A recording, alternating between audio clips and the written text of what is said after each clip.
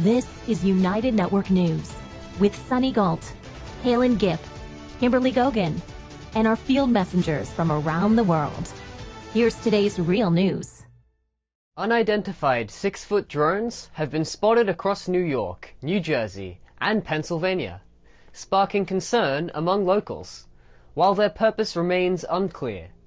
UNN field messenger Amy shows us footage of drone activity near her area in New Jersey.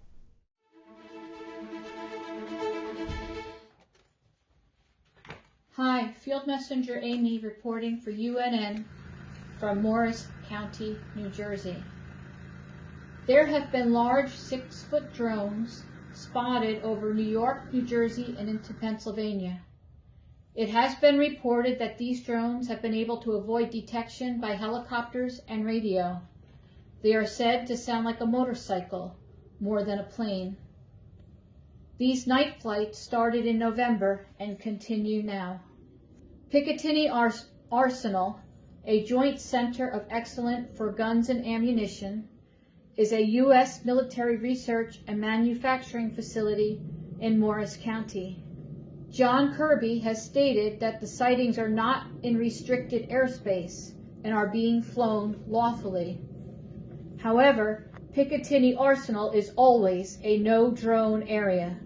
It is illegal to fly drones over this area. Picatinny has put out a notice to its employees which basically says that they are aware of the drones and they know that the employees are aware of the drones.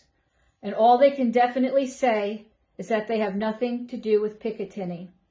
So if anyone was feeling unsafe, like they were being targeted, now they can feel safe. This is footage over the golf course between 9:30 and 11 p.m. at night. There were up to 8 of these flying in all directions, and sometimes they would just go blank. Sometimes I would just see a red flash, just it was there and it wasn't there. And they just keep flying in an oval pathway over the golf course. And still over a month, and no one is telling us what they are. Well, thanks for watching. The internet has completely changed how we live, work, and stay connected.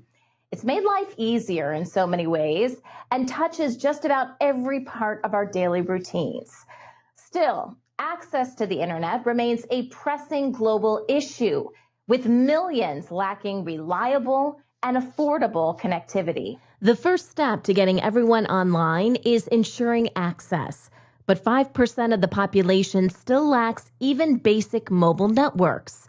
This coverage gap mostly affects rural areas and low-income countries.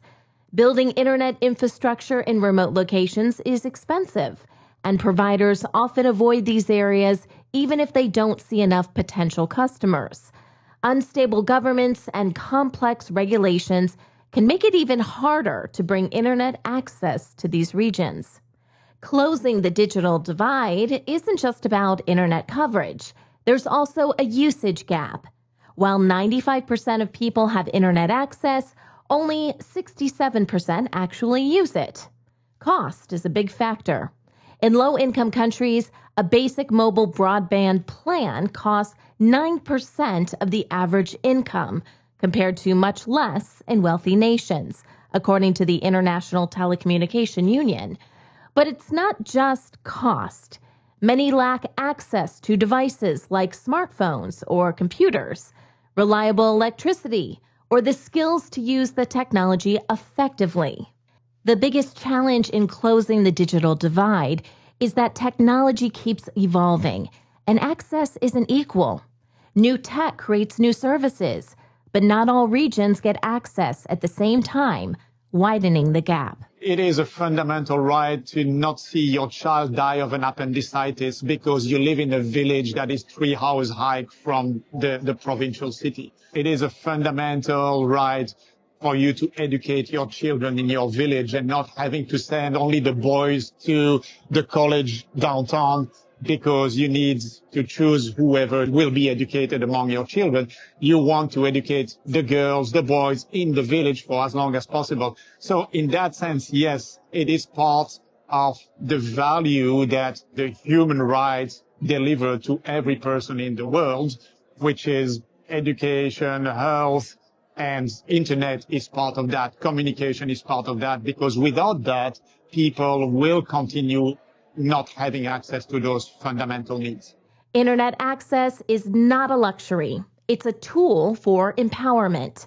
It provides information to help people stay safe, make better decisions, and improve their lives. Farmers can check the weather and market prices. Families can receive money from relatives overseas. Digital payments create financial identities and connect people to local businesses. Its positive impact extends across all age groups, including older adults. A new study shows people 50 and older who use the internet report higher life satisfaction. Activities like emails, online shopping, travel bookings, and information searches were linked to fewer depressive symptoms, better health, and greater well-being. In the U.S., England, and China, internet users were less likely to feel depressed than non-users.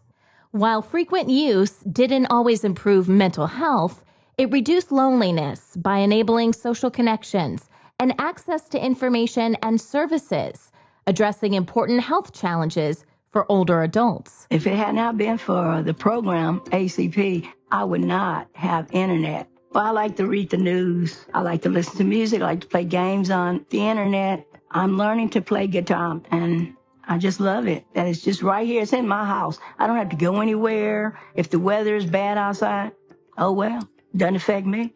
I can still plug into the internet and learn what I want to learn. Even if you have internet access, it doesn't mean you've got access to everything on the internet. Internet censorship works like a gatekeeper, blocking information for millions of people around the world.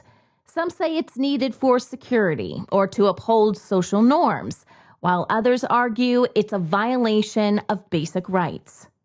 Censorship involves blocking websites, filtering search results, or monitoring online activity. Governments, companies, or institutions often enforce these controls, leading to a fragmented internet where access depends on location. In heavily censored countries, people may be cut off from news, social media, or educational resources. The most basic type of control that governments typically gravitate to in order to exert control over their internet is a blackout, where internet service providers are simply ordered to shut their services down temporarily during politically sensitive periods. Iran, for example, ordered its first full countrywide internet blackout in 2009 during major anti-government protests, which allowed the country to violently crack down on protesters while limiting their options to organize at home and also to ask for help from the outside, cutting them off from the rest of the world completely. And in 2021, 34 countries in total pushed similar blackouts through in 182 separate instances to crack down on protests. India alone staggeringly accounted for more than 100 different regional blackouts during this year, while Ethiopia is winning the dubious title of the longest blackout at 18 months and counting. The internet can change lives, but only if everyone can use it freely and affordably. To create a fair world, we need to close the digital gap and fight censorship. When people have open access to the internet, they get more chances to learn, grow, and succeed. Celebrating Christmas on a sunny, palm-filled island is all about mixing tropical vibes with festive cheer. UNN Field Messenger Emma shows us the holiday preparations in Fuerteventura, Spain.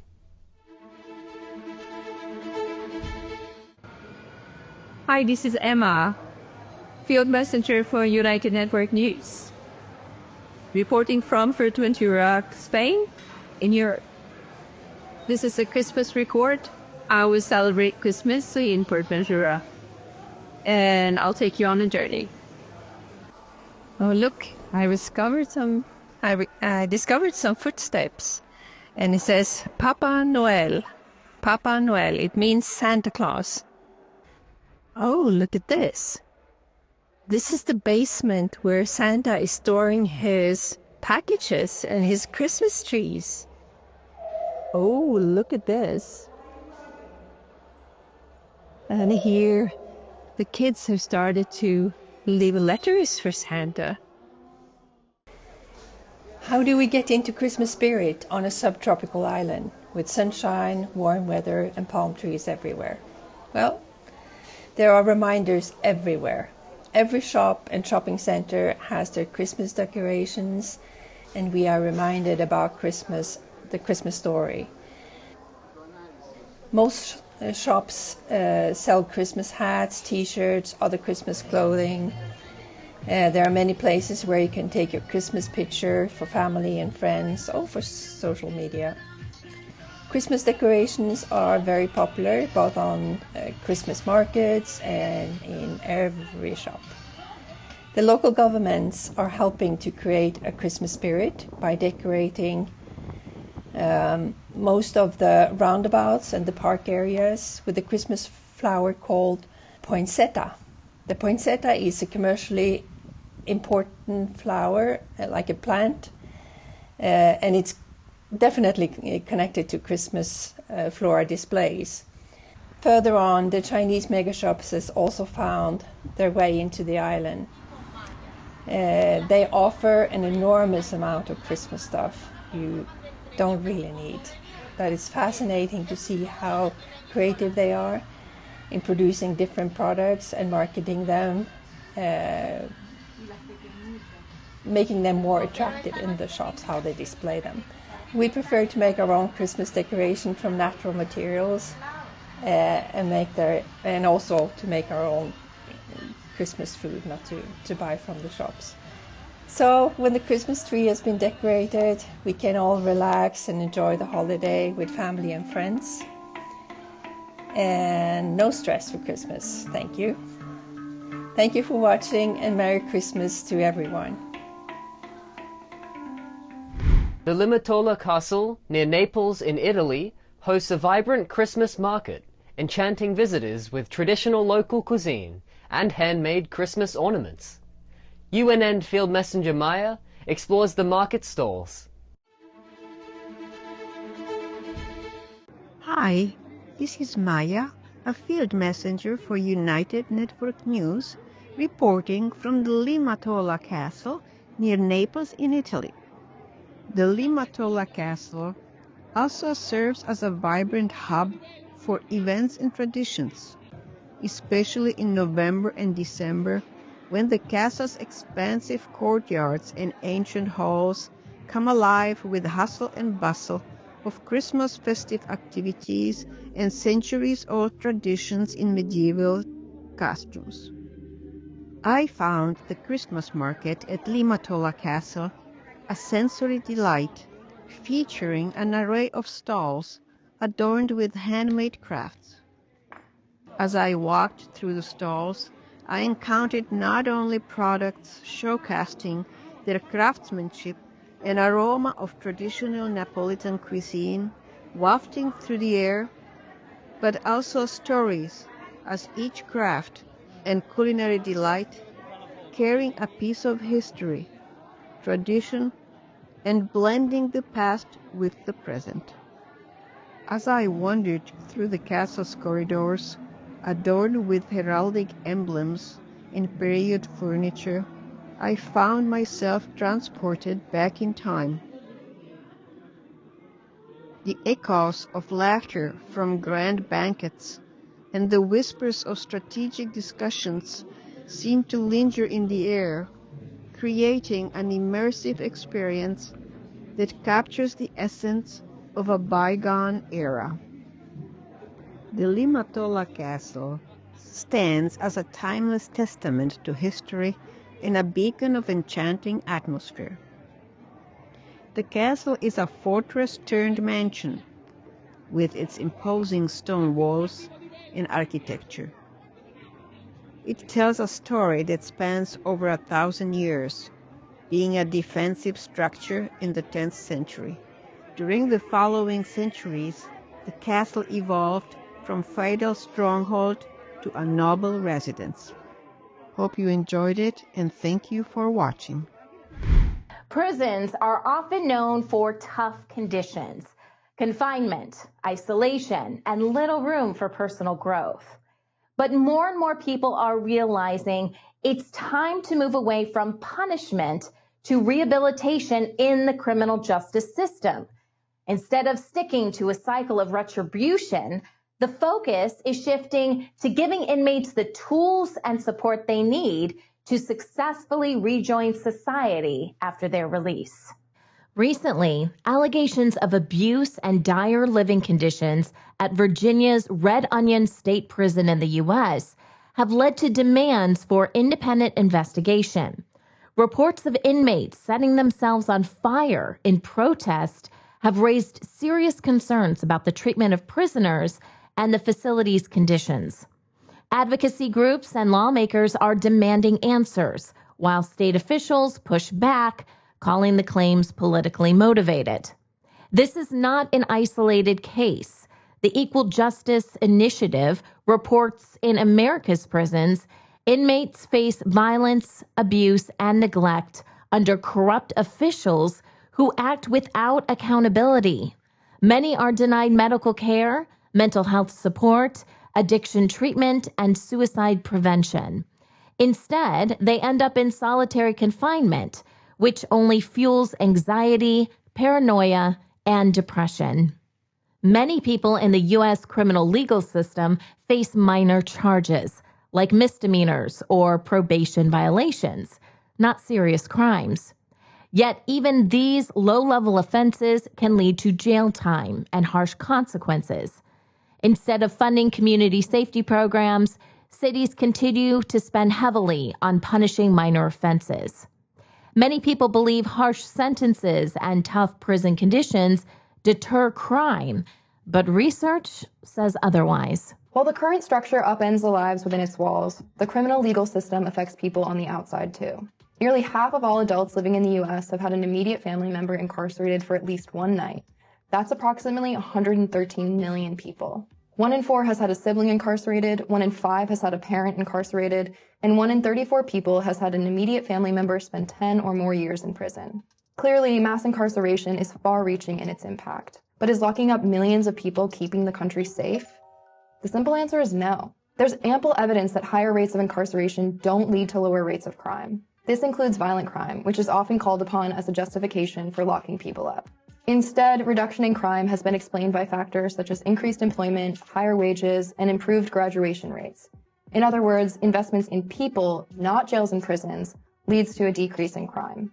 Despite this evidence, the United States spends roughly $81 billion each year on mass incarceration, while programs investing in housing, healthcare, education, addiction treatment, mental health, and other initiatives proven to make people safer are vastly underfunded. The data is clear. Mass incarceration doesn't keep people safe. The public safety models that actually invest in the public do. So where does all that money go?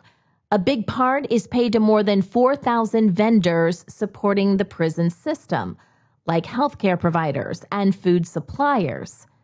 At the state level, a lot of budget covers the basics, like paying officer salaries and keeping day-to-day operations running.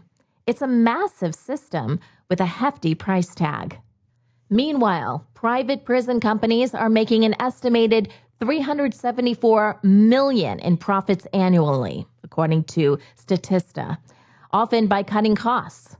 They hire fewer staff, provide less training, and pay lower wages. This leads to higher turnover and less experienced officers. In private prisons, incarcerated individuals who earn wages often have fees deducted for things like room and board. These fees are collected in addition to the federal funding these prisons already receive from taxpayers, as noted in the Virginia Journal of Social Policy and the Law. This means private prisons profit by exploiting both incarcerated individuals and taxpayers, creating a system that benefits the industry at others' expense. Over the 21 years I was incarcerated, I had a laundry list of jobs that I was in. I got paid 45 cents an hour to do asbestos work. I got paid 16 cents an hour to mop floors. I got paid 20 cents an hour to do laundry. I did industrial work. I made license plates. I made furniture for schools. My name is Jason Calkins. I served 21 and a half years in New York State prisons, and I was in a whole handful of them. A recent ACLU estimate found that prisoners produce $2 billion a year worth of goods and $9 billion a year worth of labor, and they make pennies on the hour. Prison conditions vary greatly around the world. For example, in Russia and Thailand, prisons are far harsher than in the U.S. Reports describe forced labor, terrible living conditions, and frequent violence. China's prisons are often described as labor camps, where inmates are forced to work up to 15 hours a day in abusive conditions. Many goods are produced in these prisons and exported worldwide. The way a country treats its prisoners says a lot about its values. When prisoners are mistreated, it's often a sign of broader human rights issues. On the other hand, Nordic prisons take a different approach. They focus on helping inmates become better neighbors, reflecting their commitment to treating everyone with dignity. Let's check out the solutions Finland has come up with. The idea is pretty straightforward. Prisons should aim not just to punish people, but instead focus on turning inmates into functioning members of society after they are released. The basic premise is that if you treat people as monsters, you can expect them to behave that way. And if you treat them as people, they might respond a lot better. And so everything about how prisons operate is dedicated to this goal. It starts with the environment itself, that follows what's called a principle of normality. The idea that life in prison should resemble life outside as closely as possible. That's why in a number of prisons, inmates wear their own clothes. They have computers and cell phones, and they can cook their own meals in communal kitchens. The people who work with prisoners are also completely different. In most countries, prison guards are law enforcement officers who go through a few weeks of training that mostly teaches them how to use force to subdue prisoners. In Finland, the guards are seen more like social workers or counselors rather than just security, and they go through years of training focused on psychology and communication, and their goal is to create a relationship with the inmates and guide them to become better people than when they came in. And finally, there's a principle of reintegration, meaning that everything that happens is done to make sure that once you leave, you don't come back. That's why inmates are taught various traits and skills so that they are more employable, and why they get career counseling, therapy, and addiction treatment. And their release back to society happens gradually, and before it happens, inmates are moved to low-security prisons that aim to make the line between prison and the outside world as thin as possible in order to prepare them for normal life. Moving from punishment to rehabilitation isn't just kinder, it actually works better. By offering education, mental health support, and job training, we can help people turn their lives around and give back to their communities. Choosing rehabilitation over retribution means safer neighborhoods and a justice system that believes in second chances. Ever glanced at the back of your deodorant and thought, what on earth are all of these ingredients? Some people just grab a deodorant off the shelf without a second thought, trusting it to keep them fresh all day. But let's pause for a moment and take a closer look. Some of the ingredients lurking in your deodorant might not be as harmless as they seem. It's important to be mindful of the products we use on our skin, especially in sensitive areas like our armpits, where our hormone receptors are located, because our skin isn't just a barrier. It absorbs a lot of what we put on it. Some of these ingredients can make their way into our bloodstream, meaning they circulate throughout the body. That's why it's so important to know what's in the products we're using and how they might affect our health over time. First, let's talk about aluminum. Aluminum is used as an antiperspirant used to block sweat, which is your body's natural way of cooling itself and removing toxins. Antiperspirants can also cause skin irritation and clog pores. While the Food and Drug Administration in the U.S. has deemed antiperspirants safe, research suggests aluminum could accumulate in the body over time and potentially contribute to health issues like Alzheimer's disease and breast cancer. Conventional deodorants contain a variety of chemicals that can be harmful to the body, including aluminium salts. Aluminium is the active ingredient in antiperspirants, and it works by blocking the sweat glands to reduce perspiration. Now, this can be harmful to the lymphatic system as it's not able to filter toxins and waste products from the body as effectively. Aluminium is also known to be capable of causing DNA alterations. There have also been studies showing a link between the location of breast cancer on the area of the breast closest to where deodorants are applied. Parabens are another common ingredient in deodorants that's also linked to cancer. It acts as a preservative to prevent bacteria and mold growth, but it's also a known hormone disruptor. They mimic estrogen, a key hormone in the body. This can potentially interfere with the body's natural hormone balance and lead to a range of health issues in addition to cancer, including fertility problems and developmental issues in children. Triclosan is an antimicrobial agent in deodorant that's been used to kill bacteria, including the kind that causes odor.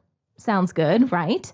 Well, triclosan has been linked to antibiotic resistance and can disrupt thyroid function. It's also been known to accumulate in the environment, which can have negative effects on aquatic life. It's already banned in some products, but you still find it in certain deodorants. And finally, we have artificial fragrances and phthalates. Artificial fragrances can be a cocktail of undisclosed chemicals. They can trigger allergies, skin irritation, and even respiratory issues. Phthalates are chemicals that help fragrances last longer, but are also known endocrine disruptors. They also interfere with your hormones, which is especially concerning for kids and teens whose bodies are still developing. These same chemicals aren't just in deodorants. They're also found in perfumes, body sprays, and a lot of other personal care products. Since fragrances can be made up of hundreds of different chemicals, many of which aren't even listed on the label, it's hard to know exactly what you're putting on your skin. How you apply your deodorant can also make a difference. Is one of the worst products that you can use. I've been using it every day. Yeah, I'll tell you why. Aerosols use propellants. Propellants are derived from petroleum. And there was a recall on thousands of products within the last couple of years that the propellants were a source of benzene contamination. And benzene is a known human carcinogen that you do not want to be inhaling, because what you inhale goes to your brain. It goes quickly all over your body through the bloodstream. You don't want to be delivering a known human carcinogen into your bloodstream, because benzene is known to cause leukemia in people. So it's a no-brainer to avoid aerosols. But not only that, if you think about how you're actually applying the product, you're spraying it like this, right? In a stream, and it heads towards your face. Then that's also an inhalation risk. So the best option for deodorant is to look for something that has essential oils and is a roll-on or a stick. Natural deodorants are a great option if you want to avoid harsh chemicals in the traditional deodorants. They typically use simple ingredients like baking soda, coconut oil, and essential oils to fight odor without blocking sweat. While they are a cleaner, eco-friendly choice, they might take a bit to get used to. Some people experience irritation from certain ingredients or need to reapply more often. What you eat can actually have a big impact on how your armpits smell as well. Certain foods like garlic, onions, and spicy dishes can cause your body to release stronger odors because they contain compounds that are released through sweat. People often ask me if I use deodorant in these pits. Absolutely not. There's no reason for me to use garbage deodorant with parabens and phthalates, fake scents, and aluminum in my armpits. This is what I believe strongly, that the quality of your diet will massively influence the way that you smell as a human. And I understand that many of you work in professional environments and offices where even a properly smelling human is not allowed to be. In that case, use something natural like 1-to-1 diluted apple cider vinegar. But don't you dare use garbage, synthetic, nasty deodorants that smell like synthetic fake fragrances. Make sure your diet is on point, because that will affect the way you smell, and get used to smelling real humans. That's what we've done for millions and millions of years. And if you must, use something like apple cider vinegar to cover up your scent if you're in an office or other professional environment. I use nothing. Switching to a cleaner deodorant might take some adjustment, and yes, you might sweat a bit more during the transition. But think of it as a detox for your pits. Your body knows how to regulate itself. So take a moment to read the label. After all, staying fresh shouldn't come at the expense of your health. As a reminder, there will be no news on Wednesday. And from all of us at UNN, we wish you a joyful and peaceful holiday season. Remember, if it's going to be, it's up to me. Visit unitednetwork.earth and kick off the year as a field messenger. Happy holidays from United Network News, where you are the news.